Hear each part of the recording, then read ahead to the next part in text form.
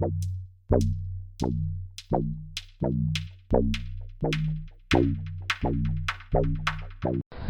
Amit, we are from NIT Raipur. Okay. And we are doing a survey on reservation. So आप reservation के बारे में क्या सोचते हैं? पहले मैं आपको बता दूं कि मैं महाराष्ट्र से हूं और मैं भी एक एससी हूं, बट मेरा आंसर बायस्ड नहीं है। इसको मैं इस तरीके से बताऊंगा कि देखिए, आज भी इंडिया में 70% पॉपुलेशन गरीबी में है। गरीबी में आदमी क्यों है?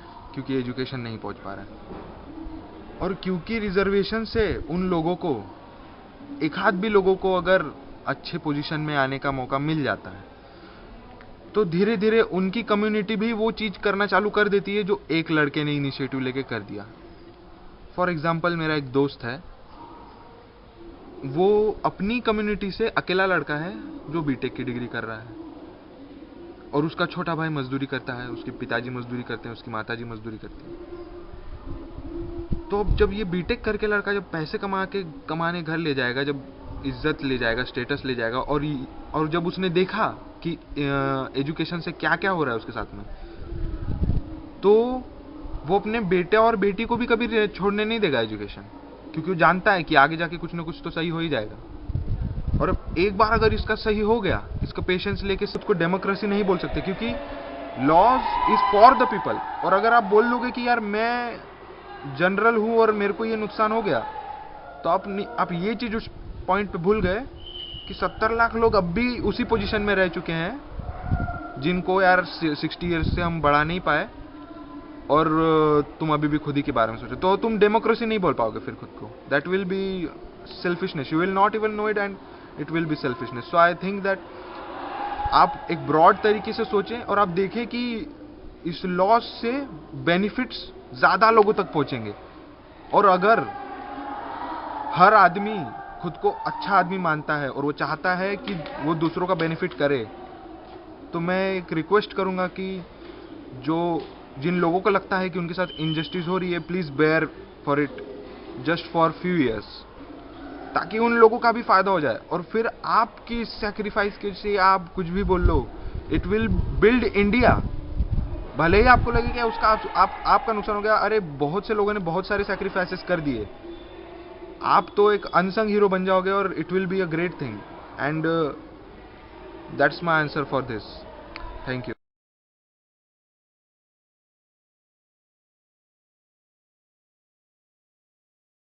Hello Deepak, we are from NIT Raipur and we are doing a survey. So we want to ask you that how you are affected by reservation system in India. Well, I will tell my story that how I have been affected due to this policy. Me and my two other friends, we prepared for AIEEE examination, and I got NIT Patna with 20,000 rank. The second one got NIT Surat with 26,000 rank, and the last one who had the lowest rank, that is 50,000, he got NIT Warangal. And not only that, when I came in college, then also my other friends, I think that this will further continue when I will struggle, when I will go for higher study, and also I will also struggle for for government job. So I want to ask a question, that why it should not be given on the basis of economical condition rather than on the basis of caste. So it should be changed, and government should think that this is not the actual need of our country. It should be given on the basis of economical condition. Things like जो actually में needy है उनको ही scholarship देनी चाहिए। ऐसा नहीं कि सबको कास्ट, क्योंकि आजकल कास्टिज्म के जो लोग हैं, जो सच में बैकवर्ड हैं, उनको वो चीज़ मिल ही नहीं रही है। सिर्फ आजकल जो लोअर कास्ट के लोग हैं वो हाईली डिग्निफाइड हो गए हैं, फिर भी वो रिजर्वेशन का फ़ायदा उठा रहे हैं, फिर भी वो जो भी थिंग्स है उसका चीज़ें ले रहे हैं जो वो डिजर्व नहीं करते. तो I think reservation should be given to the one who really deserve and not to everyone on the basis of caste. And general को भी देना चाहिए अगर वो डिजर्व करते हैं. बहुत सारे बच्चे होते हैं जो जनरल होते हैं जिनको एक्चुअली में थिंग्स की ज़रूरत है उनको, बट नेसेसिटी गुड्स मिल ही नहीं रही है because they do not belong to the lower caste. So I think yes, reservation should be, but on the basis of talent, on the basis of actually the people who think the need, not on the basis of caste. Reservation was introduced in India was because there was a caste divide. The community was divided into castes. The whole society was divided into castes, and to bridge the divide, to make them equal, one of the ideas was reservation. But then soon it became the only idea, and because it was very profitable for political parties to gain leverage out of giving new reservations, and that's why this method gained a lot of popularity. But at the same time there are a lot of other measures through which the backward classes can be brought up to level with the other society. Now one of those is providing primary education. If you provide primary education to each and every student in India at some same level, you won't be required to give them reservation at a higher place of education. But this requires a long-term planning and will require a lot of more effort than just giving a reservation to some 50% of the students. And that is what I think is wrong with the reservation system, that it is just a superficial way of showing that they are working towards creating an equality, whereas I think the main focus should be on giving primary education. कोई भी समाज में आप जाएंगे वहाँ पे कोई गोरा होगा तो कोई काला होगा, कोई नाटा होगा तो कोई लंबा होगा, कोई मोटा होगा तो कोई दुबला होगा. समानता कभी इंसान में, कभी किसी समाज में संभव नहीं है.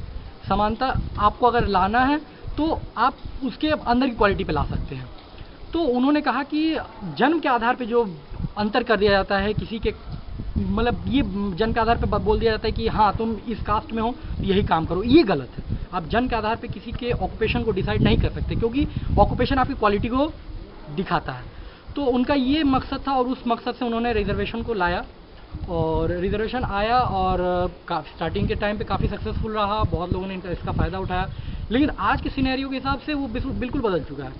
जो लोग 1947 1950 के टाइम पे रिजर्वेशन का उपयोग करके जो फ़ायदा लिए वो बहुत ही ऊपर पहुंच गया और वो जनरल क्लास के बराबर कर लिए.